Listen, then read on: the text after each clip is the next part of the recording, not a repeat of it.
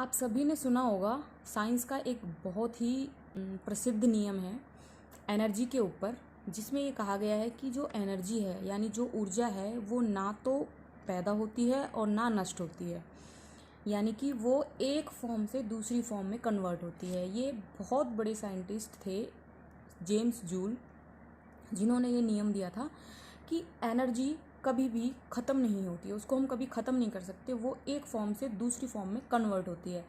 तो आज हम इस नियम का प्रयोग करेंगे और इस नियम के ऊपर हम अपने लिए कुछ बात करेंगे। तो स्वागत है आपका अपने YouTube channel life goal with Kalpana में, और आज का हमारा टॉपिक है शरीर शुद्धिकरण। सबसे पहले तो शरीर क्या है? कुछ लोग मानते हैं कि शरीर हमारा दुश्मन है, इसमें इतनी बीमारियां हैं, इसमें इतनी परेशानियां हैं, इतनी गंदगी है, ये हमारा दुश्मन है। कुछ लोग सोचते हैं ये हमारा सबसे बड़ा मित्र है, शरीर से मोह बंधा हुआ है, इसको हम छोड़ें ही ना, हम इसी के लिए जीते हैं, इसी के लिए मरते हैं, सबसे बड़ा हमारा मित्र यही है। तो जो एक्सट्रीम पे जाते हैं, यानी कि जिन्हें लगता है कि शरीर बहुत बड़ा दुश्मन है हमारा, या फिर जिन्हें लगता है हमारा शरीर बहुत बड़ा मित्र है, तो जो भी एक्सट्रीम पे रहते हैं उनके लिए शरीर ऐसा नहीं, उनके लिए ऐसा होगा, लेकिन शरीर ऐसा होता नहीं है। ना तो शरीर हमारा दोस्त है और ना ही शरीर हमारा दुश्मन है। शरीर जो है वो एक माध्यम है। किस चीज़ का माध्यम है? जैसे एक बस होती है, बस से हम एक जगह से दूसरी जगह जाते हैं, हमें कहीं जाना होता है तो हम एक बस पकड़ते हैं, उस जगह से दूसरी जगह उतर जाते हैं। शरीर भी हमारा ऐसा ही है, वो एक माध्यम है जो हमें जोड़ता है, इस संसार से हमें जोड़ता है और उस संसार से हमें जोड़ता है जिसके बारे में हमने सिर्फ सुना है, ना कभी अनुभव किया है, ना कभी देखा है, ना कभी जाना है उस चीज़ के बारे में, सिर्फ सुना होगा, या कुछ उन्हें तो सुना भी नहीं है। तो अगर आप इस संसार के लिए शरीर का प्रयोग करते हैं, शरीर को एक माध्यम की तरह प्रयोग करते हो, तो आप अपनी इंद्रियों का प्रयोग करोगे इस संसार को जानने के लिए। जैसे हमारी 6 इंद्रियां हैं, 5 इंद्रियां जो हम इन सब चीज़ों को जिनका हम प्रयोग करते हैं, और छठी इंद्रिय हमारा मन होती है। तो 5 इंद्रियां जैसे देखना, सूंघना, चखना, सुनना और टच करना, तो ये सारी हमारी 5 इंद्रियां हैं। इनका प्रयोग करके हम इस संसार को अनुभव करते हैं। जब ये 5 इंद्रियां हैं तो हम जानते हैं कि हमारे चारों तरफ क्या क्या चीज़ें हैं। हम अपनी आँखों से रंगों को देख पाते हैं, हम अपने कानों से आवाज़ों को सुन पाते हैं, हम अपनी नाक से अलग अलग खुशबुओं को सूंघ पाते हैं, हम अपनी जीभ से अलग अलग स्वाद को चख पाते हैं, हम अपने हाथ से स्पर्श को महसूस कर पाते हैं कि कोई चीज़ कितनी गर्म है, कितनी ठंडी है। तो इन हाथों से हम अपने चारों तरफ जो भी चीज़ें हैं, इस संसार में जो भी चीज़ें हैं, हम उनको समझ पाते हैं। और इसके बाद जो छठी इंद्रिय की बात आती है वो हमारा मन है। हमारे मन से भी हम इस संसार को जानते हैं। मन के अंदर क्या चीज़ें होती हैं? मन के अंदर हमारे कुछ भाव होते हैं, जिन भावों से हम इस संसार को महसूस करते हैं। जैसे मान लो एक फूल है, उस फूल को आप आँखों से देख पाते हो, उस फूल की खुशबू को आप अपनी नाक से सूंघ पाते हो, हाथों से आप उसको टच कर पाते हो, लेकिन वो फूल खूबसूरत है, वो मन में ख्याल आता है कि एक फूल है, वो कितना सुंदर है, वो मन का ख्याल है।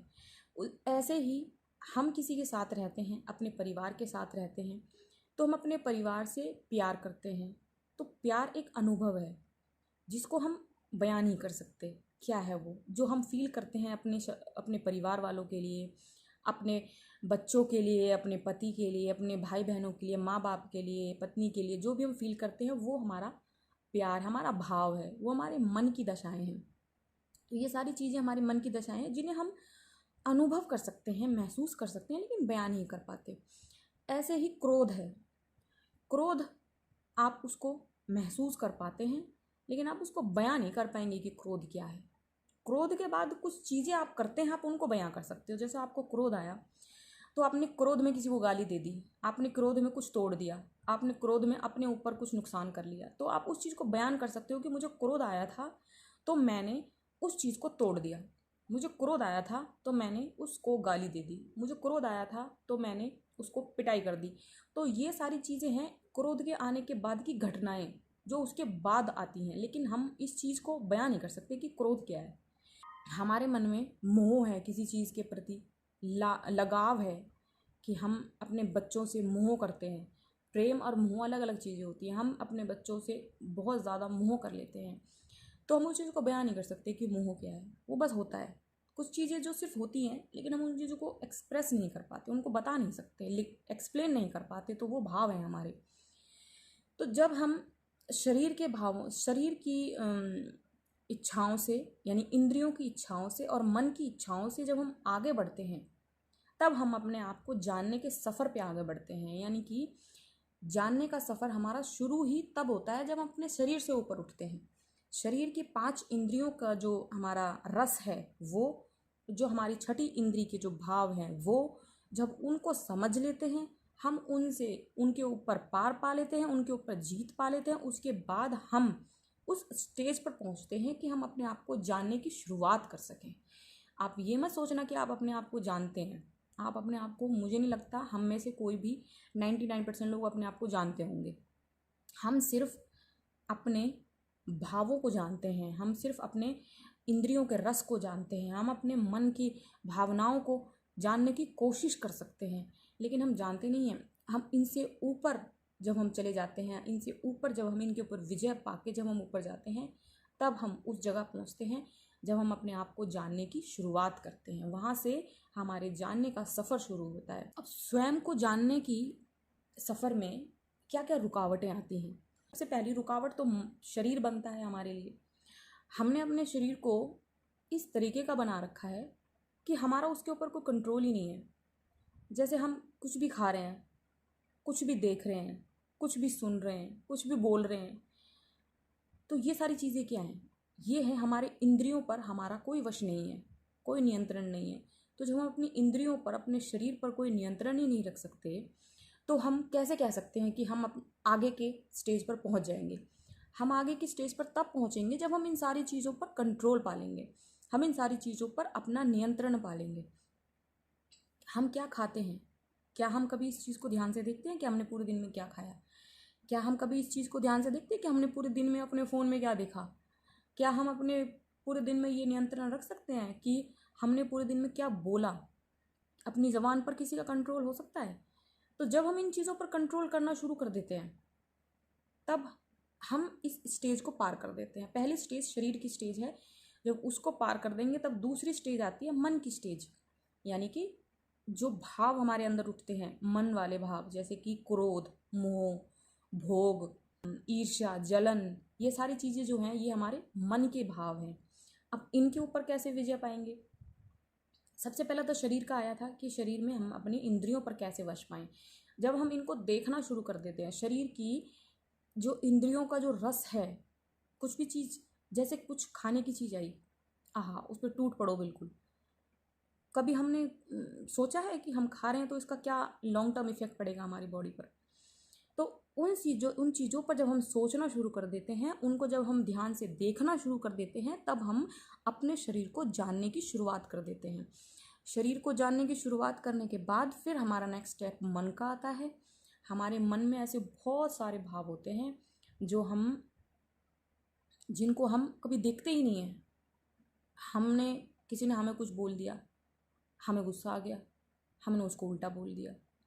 ज़्यादा ताकत है तो हमने उसकी पिटाई कर दी, ज़्यादा ताकत है तो हमने किसी और तरीके से उससे बदला ले लिया। तो ये सारी चीज़ें जो हैं हमारे मन के भाव हैं कि हम अपने मन के भाव को कैसे कंट्रोल करें या रोकें। हम अपने मन के भावों को कैसे रोक सकते हैं? हमारे मन के भावों से हमारे अंदर क्या कमियां होती हैं? हमारे मन के भावों से बहुत सारी कमियां हमारे अंदर आ जाती हैं। जैसे अगर आपके मन में कोई भाव उठा और आपने उसे इग्नोर कर दिया, इग्नोर इन द सेंस आपने उसको, जैसे कहते हैं ना, गुस्सा में पी गया, तो जब आप उस भाव को पी गए, तो वो जो भाव है वो एक एनर्जी की फॉर्म होती है। मैंने कहा ना शुरू में कि एनर्जी ना कभी पैदा होती है, ना ही कभी मरती है, वो सिर्फ एक फॉर्म से दूसरी फॉर्म में कन्वर्ट हो जाती है। तो जैसे आपके अंदर गुस्सा आया और आपने वो गुस्सा एक एनर्जी है और आपने उस एनर्जी को पी लिया, तो वो एनर्जी आपको क्या लगता है वो ख़त्म हो गई? हमें गुस्सा आया तो क्या लगता है कि वो गुस्सा वहीं ख़त्म? नहीं, वो गुस्सा किसी और फॉर्म में कन्वर्ट होगा। यानी कि वो एक एनर्जी की फॉर्म थी, जो पहले गुस्सा था वो अब कुछ और बन जाएगा। तो क्या बनेगा? वो आपके अंदर गांठें बनाएगा। गांठें फिजिकल गांठें नहीं, वो आपके मन में कुछ ऐसी चीज़ें बना देगा जो आपके शरीर को और आपके मन को दोनों को नुकसान पहुंचाएगा। तो जैसे हमारा क्रोध है वो एक एनर्जी की फॉर्म है। जब हमें गुस्सा आता है या तो हम उसको निकाल देंगे, निकाल दिया तो वेल एंड गुड, और अगर नहीं निकाला और आप उसको पी गए तो वो क्या हुआ, वो किसी और फॉर्म में कन्वर्ट हो गया। वो किसी और फॉर्म में कन्वर्ट होके आपको ही नुकसान पहुंचाने वाला है आगे जाके। वो किसी और को नुकसान नहीं पहुंचाएगा, आपके ही शरीर को, आपके ही मन को नुकसान पहुंचाएगा। तो ऐसी ही हमारी बहुत सारी चेतनाएं हैं। हमारा भय है, हमारा मोह है, हमारा भोग है, ईर्ष्या है, जलन है। जब ये भाव हमारे मन में आते हैं ना, तो वो एक एनर्जी की फॉर्म होती है। तो या तो उसको उसी वक्त आप निकाल दो, या फिर अगर वो हमारे अंदर आ गया है तो उसको निकालना बहुत मुश्किल होता है, लेकिन निकालने के कुछ तरीके होते हैं। हम उनको निकाल सकते हैं, ऐसा नहीं है हम उनको ख़त्म किया जाए। उनको ख़त्म करने का तरीका है अकेले बैठना। आप अकेले बैठें और अकेले बैठ के कुछ भी ना करें, कुछ भी ना करें। आप ऐसा 1 महीने तक, 2 महीने तक करके देखें। आप अकेले बैठेंगे और कुछ नहीं करेंगे तो भी आप देखना, आप कुछ ना कुछ ज़रूर कर रहे होंगे, कुछ ना कुछ ज़रूर कर रहे होंगे। चाहे तो आप नाच रहे होंगे, चाहे रो रहे होंगे, चाहे हंस रहे होंगे, कुछ ना कुछ कर रहे होंगे। ये क्या है? ये सारी चीज़ें हैं जो आपके मन में इतनी सालों की गांठें पड़ी हुई हैं, इतने सालों के जो आपके मन में दोष पड़े हुए हैं, इकट्ठे हुए पड़े हैं, वो निकलते हैं किसी और फॉर्म में। एनर्जी की जो फॉर्म आपने कन्वर्ट कर दी थी, जैसे आपको मान ले कभी रोना आ रहा होगा, कभी पहले कभी कभी रोना आया हो और आप रोए ना हो, आपने उसको कंट्रोल कर लिया हो, आप रोए ना हो, तो वो रोना जो है वो आपके अंदर कहीं दब गया। तो जैसे ही आप अकेले बैठेंगे तो हो सकता है आपको रोना आए, तो वो जो रोना निकल के आएगा ना, वो पहले कभी जो आपने रोना दबा लिया था वो निकल के आएगा। ऐसे ही आपको हंसना आएगा। मान लो कहीं पे आपको हंसी आ रही थी और आपने उसको रोक लिया था, तो वो आपकी हंसी अब निकल के आएगी। तो किसी भी फॉर्म में निकल सकती हो सकता है आप कूद रहे हो, नाच रहे हो, कुछ भी कर रहे हो, तो वो एक फॉर्म में वो एनर्जी आपकी, वो जो दोष थे वो निकल के आएंगे। इससे क्या होगा? इससे आपके मन की शुद्धि होगी, आपका मन इससे साफ होने लगेगा। धीरे धीरे आपके दोष जो हैं, वो जो पहली गांठें थी वो खुलने लगेंगी, वो सब क्लीन होता जाएगा। अच्छा, जो नई गांठें अगर बनने वाली हो तो उनको कैसे रोकें बनने से? तो नई गांठें बनने से रोकने का तरीका यही है कि जो भी आपके मन में भाव आ रहा है उसको आप एक्सप्रेस करना सीखें, उसको आप सबके सामने बयां करना सीखें। जैसे मान लो आपने कुछ गलत काम किया, जैसे मान लो फॉर एग्जांपल आपने कोई चोरी की, या मान लो आपने कोई झूठ बोला और आप पकड़े गए, तो आप क्या करेंगे? या तो आप उस चीज़ को दबा लेंगे कि ठीक है, झूठ बोलेंगे, इधर उधर की लीपापोती करेंगे कि नहीं मैंने नहीं किया, ये वो, या फिर आप उसको तुरंत एक्सेप्ट कर लेंगे कि हाँ जी मैंने किया था, मुझसे गलती होगी, सॉरी। तो इसमें बेस्ट वे यही होगा कि आप उस चीज़ को एक्सेप्ट करें। आपको उस टाइम हो सकता है नुकसान पहुंचे, लेकिन वो आपके मन की शुद्धि के लिए बहुत ज़रूरी है। आपने कुछ गलत किया, आपने उसको तुरंत एक्सेप्ट कर लिया कि हाँ जी मैंने गलती की थी, उसके लिए सॉरी, आगे ऐसी गलती नहीं होगी। तो इस तरीके से आप, मान लो आपको गुस्सा आ रहा है, तो आप उस गुस्से को तुरंत निकाल दें। धीरे धीरे आप गुस्से को निकालना शुरू करेंगे ना, तो क्या होगा? आपका गुस्सा आना भी कम हो जाएगा। आप गुस्सा निकालना सीख जाएंगे ना, तो आपका आना भी कम हो जाएगा। तो जैसे जैसे आप उसको निकालते जाएंगे तो आपके आने की प्रवृत्ति भी कम हो जाएगी। आप उसको देखने लगेंगे कि हाँ भाई, मुझको इस सिचुएशन में गुस्सा आता है तो मैं उसको इस तरीके से निकाल सकता हूँ। अब निकालें कैसे? हो सकता है कि आपको बच्चे पे गुस्सा आ रहा, आप उसकी पिटाई कर दो, तो ये तो गलत है। तो आप गुस्से को कैसे निकालें?